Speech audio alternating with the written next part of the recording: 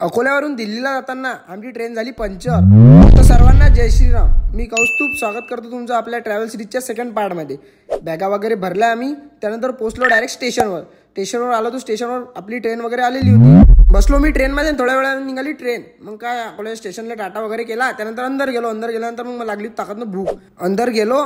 पराठे आणि बेसन थोडं चकल्या होत्या, ते खाल्लं. त्यानंतर मला दिसला भाऊ आरसा दिसल्यावर मग केलं मी दर्शक फकाला आरशापाशी जाऊन चिपकलो त्या आरशाले.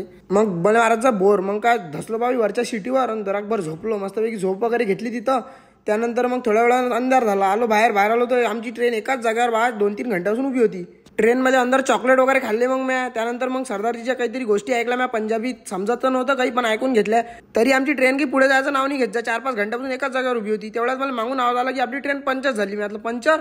गेलो मग मी डबल आरशापाशी. इथं जाऊन डबल मी फकाला केला, जराशी एक छानगीन मारली. त्यानंतर थोड्या वेळानं झाली रेल्वे चालून. थोड्या वेळानं पोहोचलो आम्ही खंडवा स्टेशनवर. आणि खंडवा राहते आपल्या बाबाची मावशी. मग त्याला फोन केला, त्यानं पाठवला डब्बा त्यानं 15-20 जणांचा पाठवला आणि आम्ही होतो 5 जण. हे काका होते ते येणं डब्बा गिबा आणला होता आम्हाला. अंदर गेलो मग आणि मग काय जेवण केलं. मस्त पुलाव गिलाव दिलता बा येणं. जेवण वगैरे केलं आणि संध्याकाळी राहिलो मी झोपून. दुसऱ्या दिवशी उठल्या गेलो मी वापस आरशापाशी. फकाला करायला नाही गेलतो रे बाबा, ब्रश करायला गेलतो. ब्रश वगैरे केला. त्यानंतर मग मला भेटली आजी काय म्हणे, मी तुम्हाला सांगतो दुसऱ्या पार्टमध्ये. तर बोलतो चला आपण भेटू उद्या. जय श्रीराम.